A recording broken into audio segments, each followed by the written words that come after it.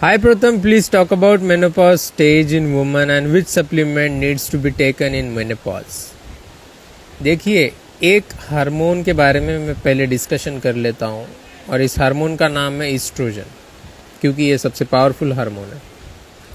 अभी ये hormone fluctuate करने लग जाता है और बेस लाइन से कम होने लग जाता है मेनोपॉज में, बिकॉज अंडे ख़त्म हो गए। ओके, ओवरीज के अंदर एक लिमिटेड अमाउंट ऑफ एग्स थे और ये एग्स जब मैच्योर हो रहे थे उसी समय ईस्ट्रोजन बन रहा था, क्योंकि ईस्ट्रोजन चाहिए आपके बच्चों के लिए, जो बच्चादानी होती है उसकी वॉल सही से बनने के लिए, और प्रोजेस्टेरॉन भी चाहिए।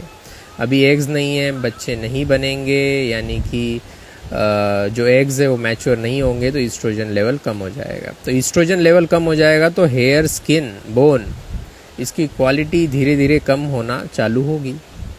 तो इसीलिए क्या हम इस हेयर, स्किन और बोन की क्वालिटी को अच्छा कर सकते हैं, ये हमें सोचना पड़ेगा। तो मेनोपॉज की तैयारी जब मेनोपॉज होता है उस समय नहीं करनी है, उससे 20-30 साल पहले से करनी है, क्योंकि बोन जब वीक हो जाएगा तो फ्रैक्चर के चांसेस बढ़ जाएंगे। स्किन जब कमज़ोर हो जाएगी तब रिंकल्स के चांस बढ़ने लग जाएंगे। और हेयर्स तो उतना इम्पॉर्टेंट नहीं है, इसलिए हेयर पे मैं उतना बात नहीं करूँगा। बोन सबसे ज़्यादा इम्पॉर्टेंट है, क्योंकि एक भी फ्रैक्चर आपकी ज़िंदगी में हुआ तो ज़िंदगी के 5 साल कम हो जाते हैं, मॉर्टेलिटी रेट बढ़ जाता है। 2 फ्रैक्चर हुआ तो 10 साल कम हो जाते हैं।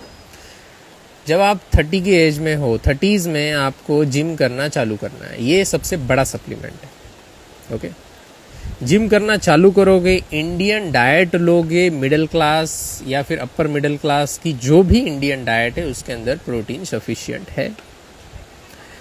जो लोग पॉवर्टी में आते हैं उनको प्रोटीन नहीं मिलता है, तो ये प्रोटीन का नैरेटिव है, वो उसको छोड़ दीजिए। प्रोटीन सफिशिएंट है। अगर प्रोटीन आपको ऐड करना है तो आप वही प्रोटीन ले सकते हो, या फिर अंडे, चिकन, मटन, ये सब चीज़ें ऐड कर सकते हो। मैं हमेशा नेचुरल सोर्सेज को ऊपर रखूँगा, जो भी पैकेज्ड फूड है उससे।